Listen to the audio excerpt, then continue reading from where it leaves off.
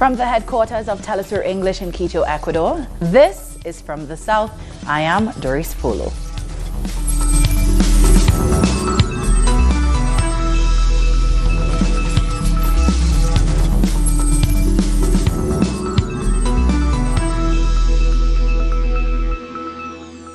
Candles were lit in cities across Colombia in protest against the murders of members of indigenous communities in the country. Demonstrators in the capital, Bogota, called for an end to the genocide of indigenous people and implored President Ivan Duque to take action to prevent more killings. The event took place after 8 indigenous people were killed on Tuesday, October 29th. At least 125 members of indigenous communities have been killed since Duque took office. The Colombian National Indigenous Association denounced the president for failing to implement the country's 2016 peace agreements. The association also called for the Inter-American Human Rights Commission to visit the Cauca department, one of the regions most affected by violence against indigenous, social and political leaders. Now, the Colombian National Indigenous Organization released a communique denouncing the recent massacre. Indigenous organizations say that state security forces in territories where drug traffickers and paramilitary forces are active show no willingness to guarantee peace. The senior advisor to the Colombian National Indigenous Organization, Luis Fernando Arias, said that President Ivan Duque's government has failed to provide a convincing response to ongoing violence against indigenous communities. These acts are a continuation of the indigenous genocide that have been denounced by the National Indigenous Organization of Colombia, which is yet to receive a convincing response from the national government led by the President Ivan Duque. Well, the National Organization of Afro-Colombians denounced the violence and expressed its solidarity with the indigenous communities in Cauca. We want to show everyone our rejection of the massacre of our fellow indigenous people that happened in Cauca. We express our solidarity with them, and we will be supporting all the actions that help visibilize our peoples and that help to dismantle this hidden ethnocide that has been taking place in Colombia in recent years, the killing of our leaders. Meanwhile, the Venezuelan Foreign Minister Jorge Arreaza also condemned the murders on Twitter. He said, "We continue to call the international community's attention to the serious consequences of the violence that has been taking place in Colombia, as well as the constant violations of human rights. We express our solidarity with the indigenous peoples of Colombia." In other news, the Bolivian Supreme Electoral Court has confirmed the transparency of the October 20th presidential election following the opposition's allegations of fraud. A tribunal's spokesperson explained that the preliminary vote count showed no difference with the official results provided last week, therefore confirming the victory of the Movement Towards Socialism party. He was addressing the constant allegations of fraud leveled from some opposition sectors. The president of the Supreme Electoral Tribunal of Bolivia, Maria Eugenia Choque, reconfirmed data in the report submitted by the Electoral Results Transmission System and called for a halt to the violent opposition-inspired protests. Carlos Mesa himself accepts the solidity of the consistent data. Hence, the fraud never exists. I therefore ask for an end to violence. We are confronting ourselves, brothers and sisters, week after week, because of distorted information. Bolivia's Communication Minister Manuel Canelas has reaffirmed the government's willingness to carry out an election audit despite the refusal of opposition leader Carlos Mesa to participate. Yesterday, Mr. Mesa answered with a question, and it is the question that I asked before, which is that the audit has been in character and that the results of the electoral body be respected until the completion of the audit. As we commented yesterday, these are two obvious things which we're in agreement with. Much was said as to whether the audit will be beating in the last document exchange with the Chancellor Party. It is clear that it's binding As President Morales said that if the results of the audit determined a change in results, there will be a second round. It is evident that it is binding.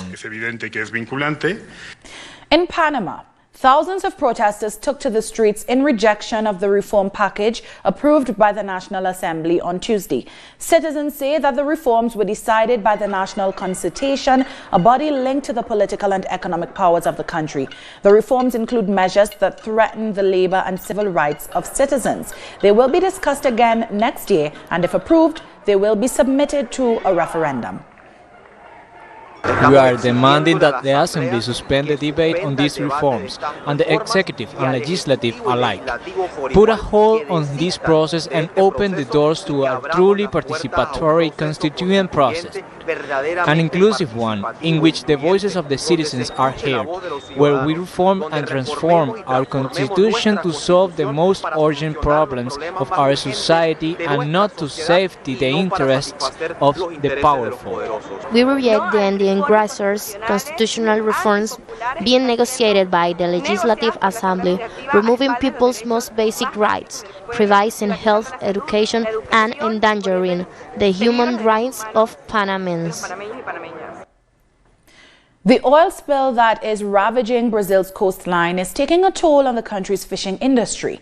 Fishermen in the port city of Recife said they have been struggling to sell their fish due to concerns about possible contamination since the oil spills reached the coast in the first week of September.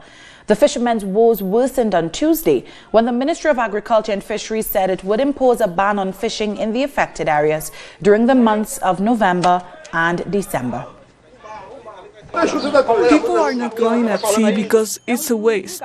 You send the boat and you have that cost, so you have to get a return. You come back from the sea with a product and nobody wants to buy it because they say it's contaminated. Brazil now has been rocked by a bombshell revelation that allegedly links the country's far-right president to the murder of Rio Councilwoman Marielle Franco. According to media giant Rede Globo, one of the men responsible for Franco's murder visited the private complex where then-Deputy Bolsonaro lived just hours before committing the crime. Our correspondent in Sao Paulo, Brian Mee, has more. Shortly after Brazil's global television network broadcast a bombshell story showing that the murderer of Rio de Janeiro City Councilwoman Marielle Franco attempted to visit Jair Bolsonaro on the day of the killing, the far-right Brazilian president released a 23-minute video on his social media networks that was recorded in the wee hours of the morning from the Middle East, where he's on a commercial trip, diplomatic journey, in which he rants and raves against many of his closest allies in a paranoid fashion. He accused Rio de Janeiro Governor Witzel of trying to stab him in the back and take his place, and said that Witzel wants to be the next president. This is why Witzel released the information to Globo TV show from the police. He threatened to cancel the license of Global Television Network when it comes up for renewal in 2022. Now, this is the largest open-air television network in Latin America and one of the largest in the world. So this would be a really unprecedented move, and it would also be kind of a suicide for him, because Global TV Network has been involved in all of the impeachments, all of the regime changes since the end of the dictatorship as one of the key actors. They were a key actor in the impeachment of Fernando Collor, and they ran hundreds and hundreds of hours of negative and untrue stories trying to connect Dilma Rousseff to corruption in the lead up to her impeachment. They also ran hundreds of hours of negative coverage against former President Lula before his political imprisonment last year. So if they turn on Bolsonaro right now, people are wondering how long he's going to be able to even stay in power for.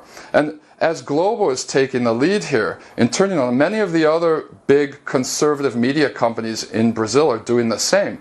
The headline story on the conservative Folha do São Paulo newspaper today, which is the largest paper in Brazil, is also attacking Bolsonaro. That was our correspondent Brian Mee with that report. Coming up, police in Chile continue to violently repress anti-government protesters. Don't go anywhere.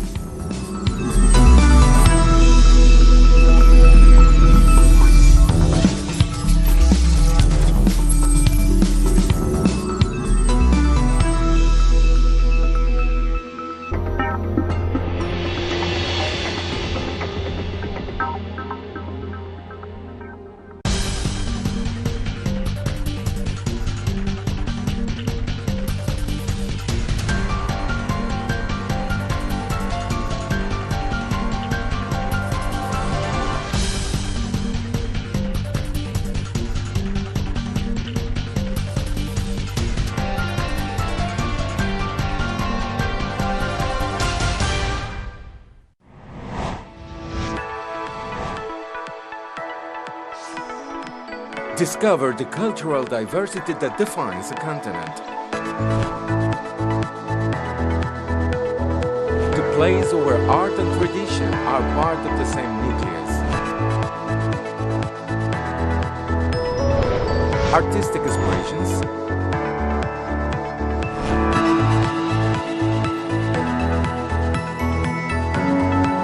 values,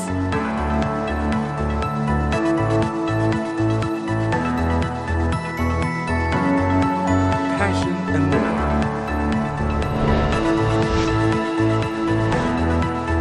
Real life. Fridays, only on this world.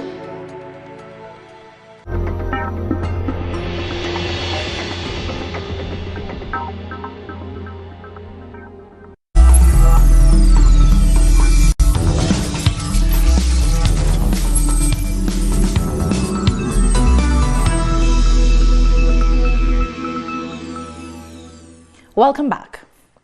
In Chile, mass protests threatening to topple the Sebastián Piñera-led government have been met with police repression. Police have fired tear gas and water cannons at protesters as they marched through the streets during the national strike.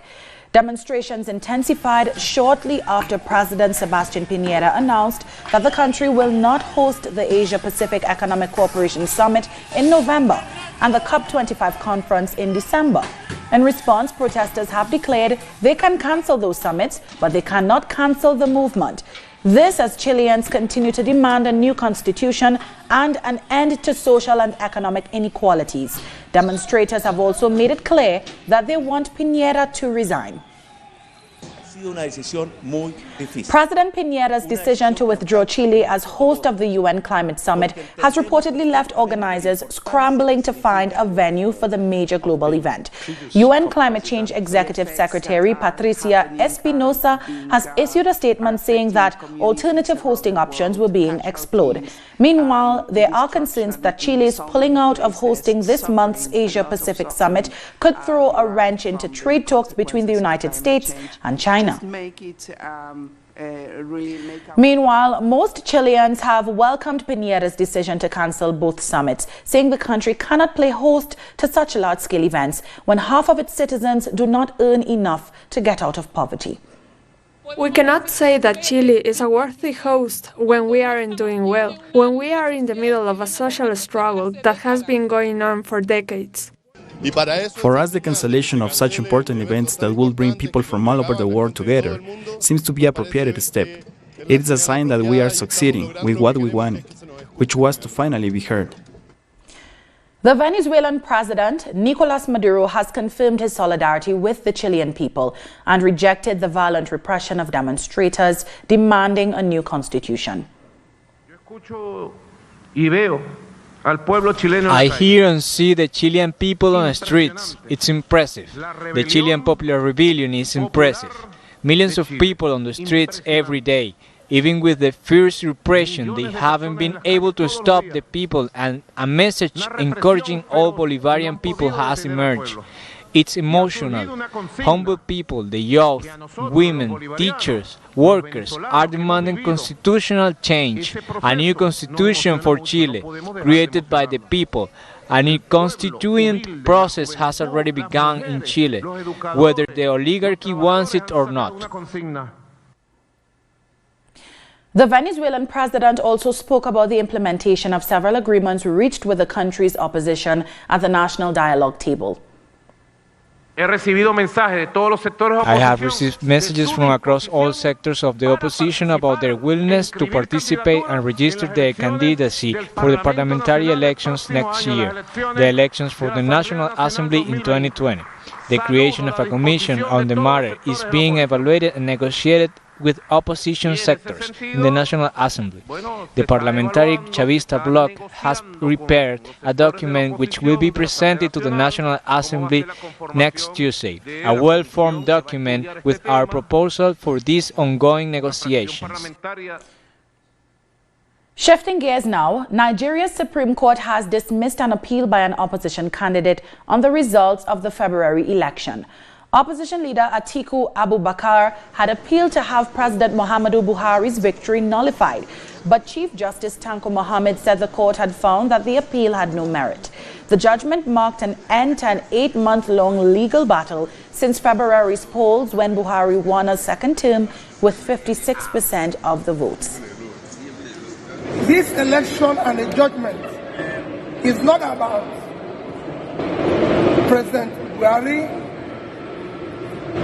or His Excellency Alhaji Atiku Abubakar. It is about the future of our country and what we are going to bequeath to our children. It is about our country. Thank you very much.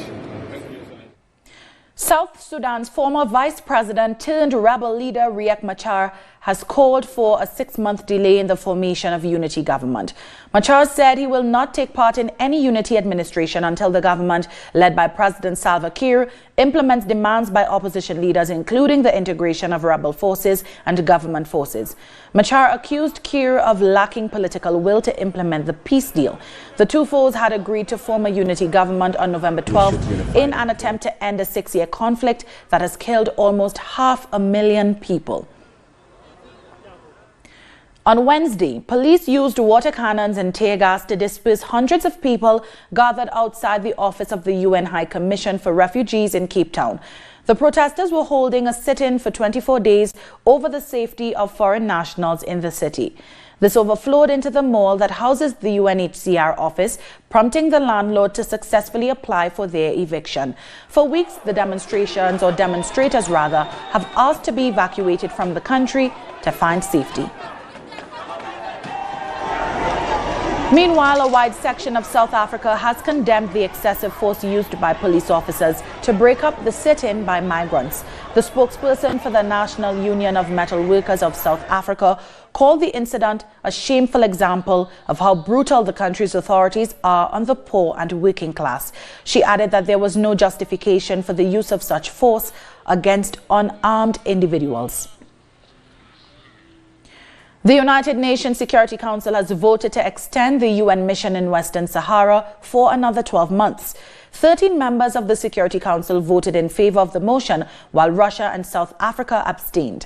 The resolution seeks to extend the mandate of the mission that was established in 1991 to supervise the holding of a referendum in which the people in the disputed territory would choose between independence and integration into Morocco. Western Sahara has been contested since 1975, and Morocco and the Polisario independence movement fought a war over the territory until a 1991 UN-brokered ceasefire. We welcome the repeated calls by the Secretary General and by the Security Council for both parties, the Frente Polisario and Morocco, to engage in serious and constructive negotiations. We do welcome that, and we have seriously and constructively engaged in negotiations sponsored by the United Nations, but it is the other party, Morocco, which illegally occupies parts of our territory, that has always opposed to entering in direct negotiations with us. We're taking one last break. When we come back, news that 65 people died in a train crash in Pakistan. Details after this.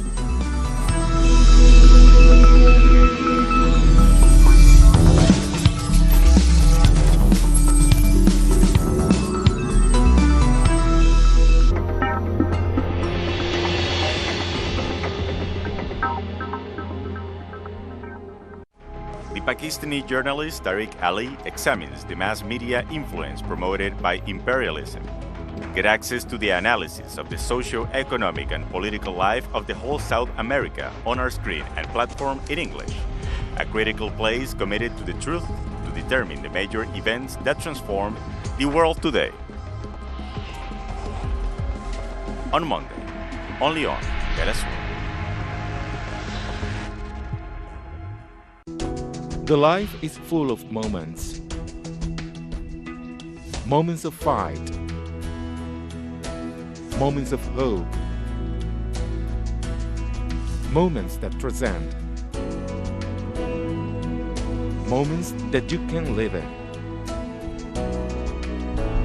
Telesur documentaries. Sundays, only on Telesur. A review of the world news that investigates, incites analysis, and induces criticism, because every event has a context. Pusimos el punto en la I. Dot in the I. Saturdays, only on Telesur.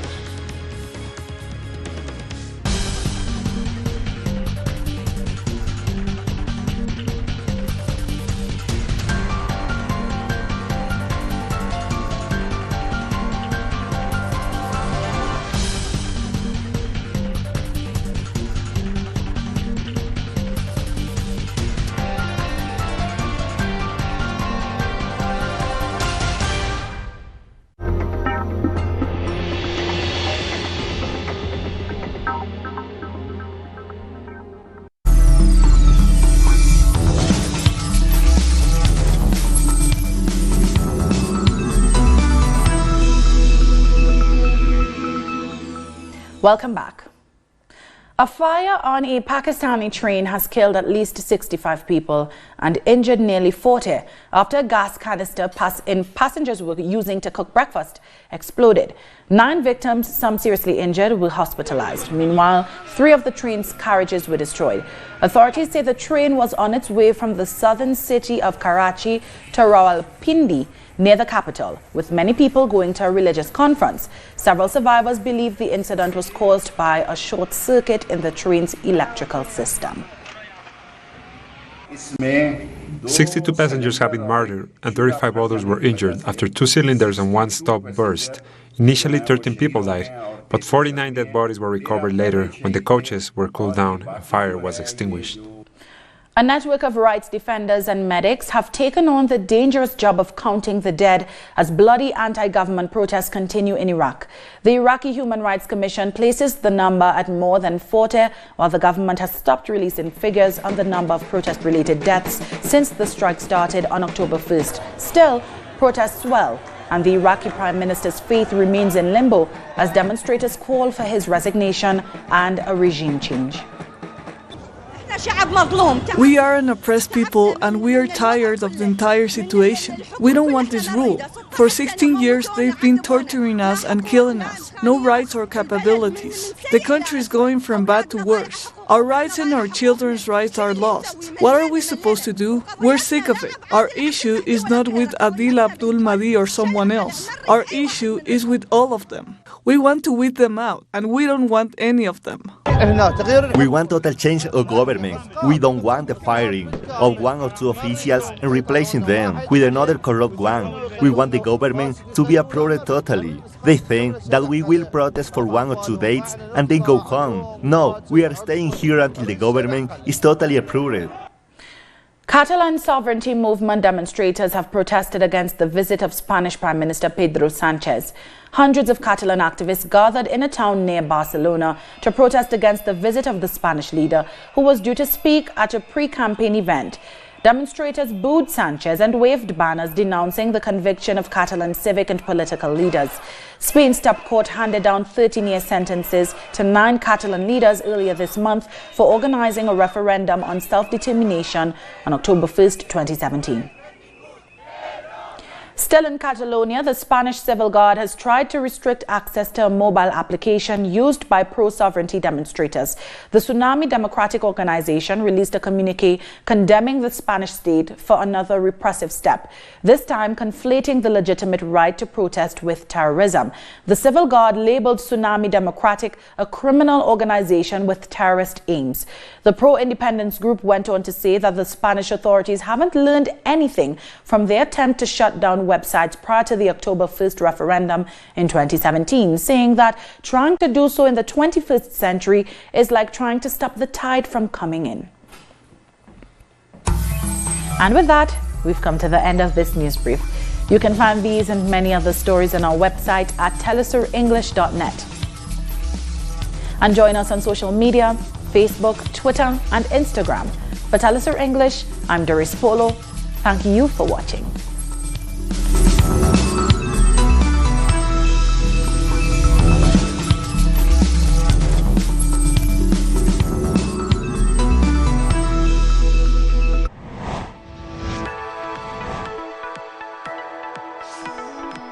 discover the cultural diversity that defines a continent.